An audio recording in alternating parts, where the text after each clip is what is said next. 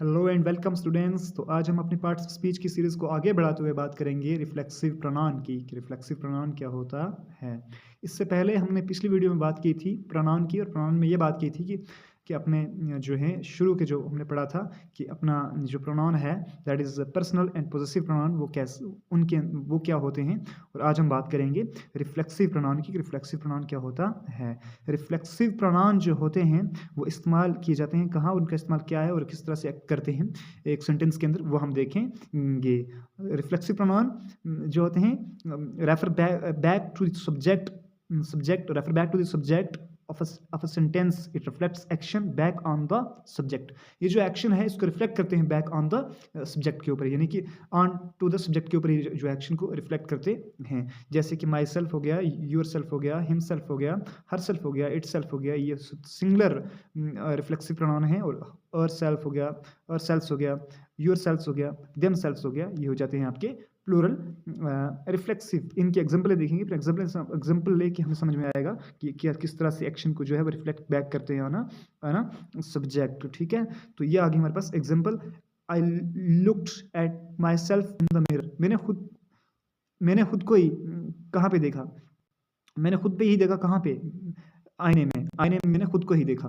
आईने में मैंने खुद को ही देखा। तो एक्शन हो रहा है जो किस पे हो रहा है, सब्जेक्ट खुद पे ही एक्शन हो रहा है। ठीक है ना, सब्जेक्ट पे ही एक्शन हो रहा है, सब्जेक्ट खुद पे ही एक्शन कर रहा है। आई लुक्ड एट माई सेल्फ, मैंने खुद को ही देखा। कहाँ देखा?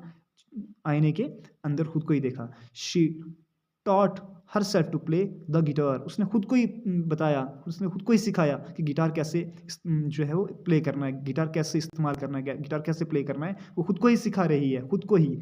तो इसमें भी देखो ना, शी जो है वो सब्जेक्ट है और हर सेल्फ जो है ये एक रिफ्लेक्सिव प्रोनाउन है, और यहाँ पे वो खुद को ही सिखा रही है कि गिटार कैसे बजाया जाता है। They hurt themselves by playing, उन्होंने खुद को ही जो है हर्ट कर लिया, खुद को ही जख्मी कर लिया, खुद को जख्मी कर लिया जब वो खेल रहे थे।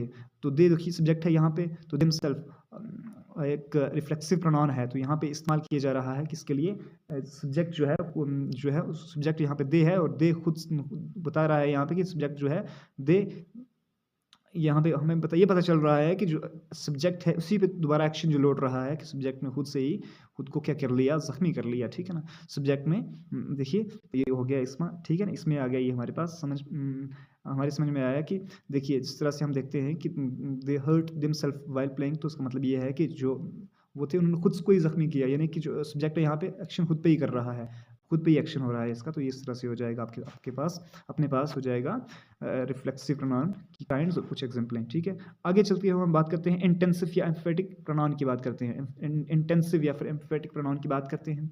जहाँ पे चल के आगे तो इसमें हमें नज़र आएगा कि ये जो है दिखते तो ये लगभग वैसे की वैसे ही हैं जैसे रिफ्लेक्सिव प्रोनाउन दिखता है, लेकिन काम थोड़ा सा सेंटेंस के अंदर इनका डिफरेंट हो जाता है। पहले हम इनकी डेफिनेशन जानेंगे, उसके बाद हम इनके काम जानेंगे। ठीक है ना, इनका काम जानेंगे सेंटेंस के अंदर।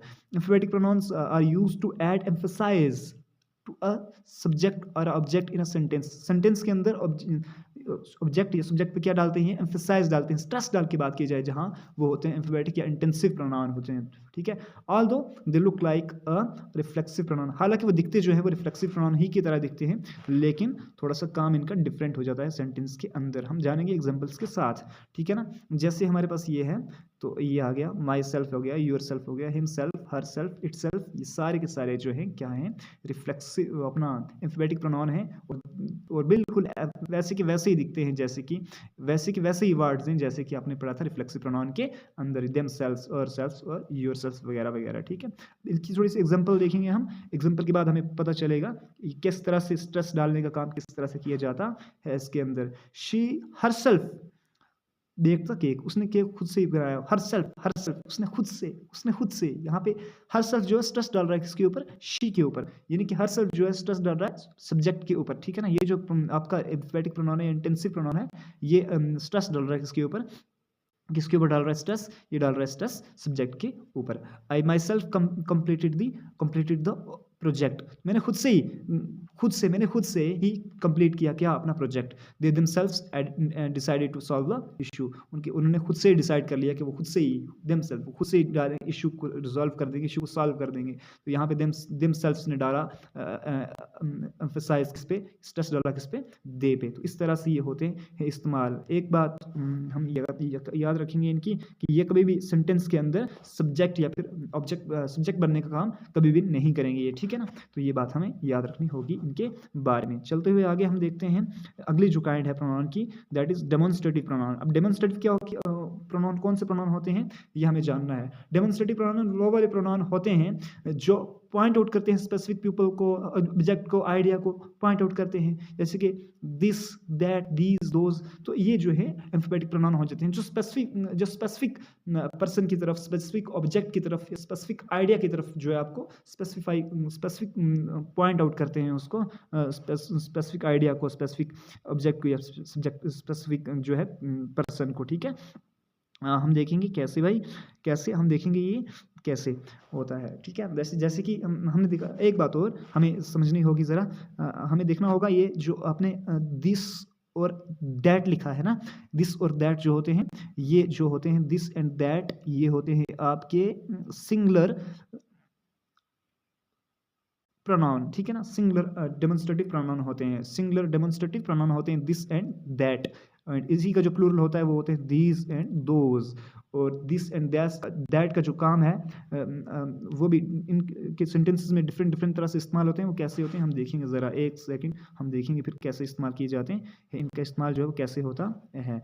अब हम देखते हैं इनका इस्तेमाल जो है वो कैसे होता है। जैसे कि यहाँ पे लिखा है दिस इज़ अ पेन, ये एक पेन है। तो पेन तो बहुत सारे हो सकते हैं, लेकिन ये स्पेसिफिक पेन की बात कर रहा है, एक स्पेसिफिक पेन को पॉइंट आउट कर रहा है, ये एक पेन है, दिस इज अ पेन। या फिर that is a beautiful painting, वो है ना जो पेंटिंग, वो बहुत खूबसूरत है। And these are my friends, ये मेरे दोस्त हैं।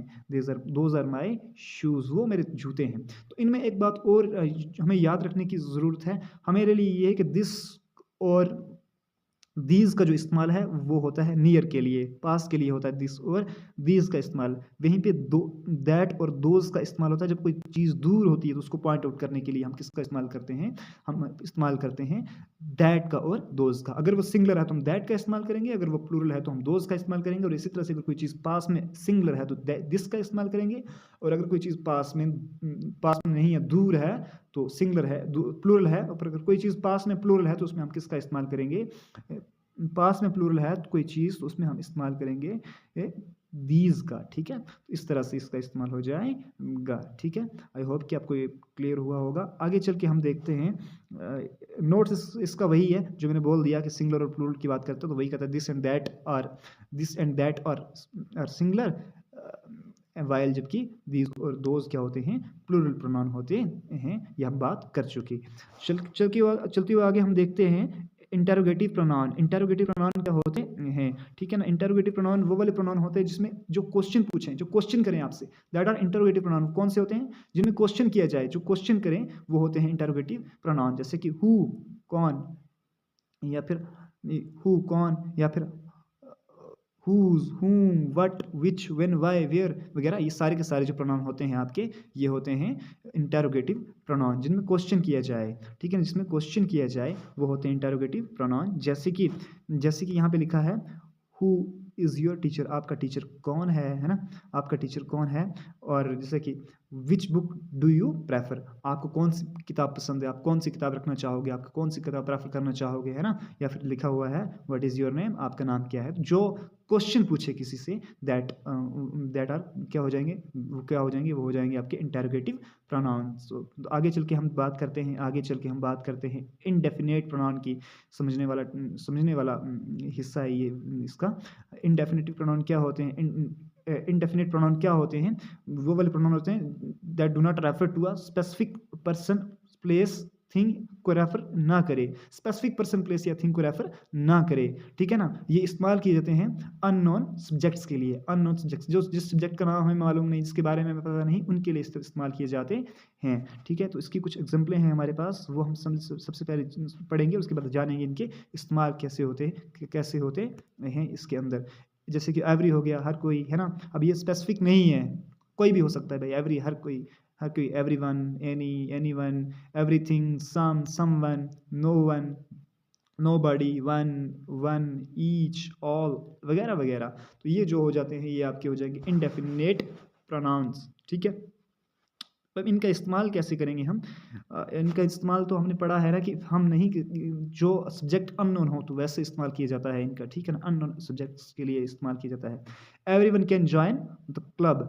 हर कोई भी क्लब जॉइन कर सकता है विदाउट स्पेसिफिक, कोई भी स्पेसिफिक नहीं है, कोई भी स्पेसिफिक नहीं है। अगर स्पेसिफिक होता तो फिर हम और इस्तेमाल कर डेमोन्स्ट्रेटिव प्रोनाउन का इस्तेमाल करते, लेकिन यहाँ पे ये इंडेफिनिट है, स्पेसिफिक नहीं है। इस ऐसे मान के चलिए कि ये डेमोन्स्ट्रेटिव का उल्टा होता है।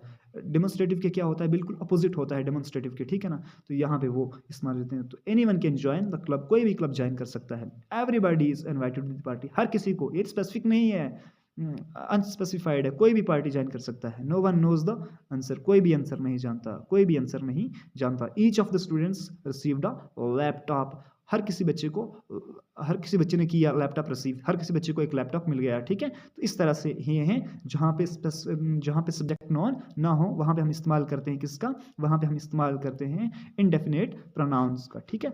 आगे चल के हमारे पास जो अगली टाइप आती है और आखिरी टाइप पढ़ेंगे हम प्रोनाउन की, that is relative pronoun. Relative pronoun वैसे तो ये बड़ा लंबा चौड़ा एक वास्ट टॉपिक है रिलेटिव प्रोनाउन, इसमें लेकिन हम थोड़ा सा इसको पढ़ेंगे। आगे चल के इंशाल्लाह हम बात इसकी भी और ज़्यादा गहराई में करेंगे कभी किसी दिन, लेकिन आज हम देखेंगे इसके बारे में कि होते क्या हैं। थोड़ा बहुत इसके बारे में पढ़ेंगे, जो कंपाइल्ड फॉर्म में हम पढ़ेंगे इसके बारे में ये क्या होते हैं। रिलेटिव प्रोनाउंस होते हैं जो जिसका इस्तेमाल किया जाता है दो फ्रेजेस को, दो क्लास को जोड़ने के लिए, वो वाले होते हैं रिलेटिव प्रोनाउंस। जैसे कि आ गया हु, हुज, हुम, विच, दैट। तो इनका इस्तेमाल जो है वो किया जाता है दो क्लास को जोड़ने के लिए, दो फ्रेजेस को जोड़ने के लिए इस्तेमाल किया जाता है। जैसे कि हम देखेंगे इसके अंदर लिखा है the teacher who help me is very kind. देखो ना, एक द टीचर अलग है और help me is very kind ये अलग, ये दो अलग क्लासेस हैं, दो अलग फ्रेजेस हैं। इनको जोड़ने के लिए किसका इस्तेमाल आ गया बीच में, हु का आ गया, ठीक है ना? हु का इस्तेमाल आ गया इनके बीच में। द बुक विच, तो देखिए द बुक अलग चीज़ है और आई borrowed from is very fantastic ये अलग चीज़ है, ठीक है ना? आई borrowed इज़ वेरी फैंटास्टिक ये अलग चीज़ है, ठीक है ना? और बीच में इनको दोनों को जोड़ने का काम किसने किया,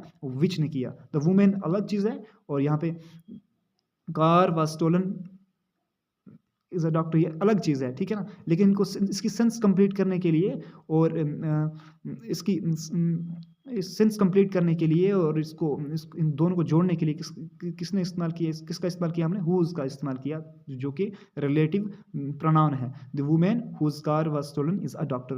अब जाके सेंटेंस का जो है पूरे का पूरा मीनिंग क्लियर होता है कि जिसकी कार गुम हुई है वो एक, जो जिस औरत की कार गुम हुई है वो एक क्या है, वो एक डॉक्टर है। तो यही हमारे यहाँ से था, हमारे पास प्रोनाउन की यही वीडियो थी एक छोटी सी। मुझे उम्मीद है कि आपको ये जो वीडियो है ये पसंद आई होगी। अगर ये वीडियो पसंद आई है तो चैनल को सब्सक्राइब करें, वीडियो को लाइक और शेयर ज़रूर करें, वीडियो को शेयर ज़रूर करें और चैनल को सब्सक्राइब करें। थैंक यू, मिलते हैं किसी और वीडियो के अंदर। Thank you so much.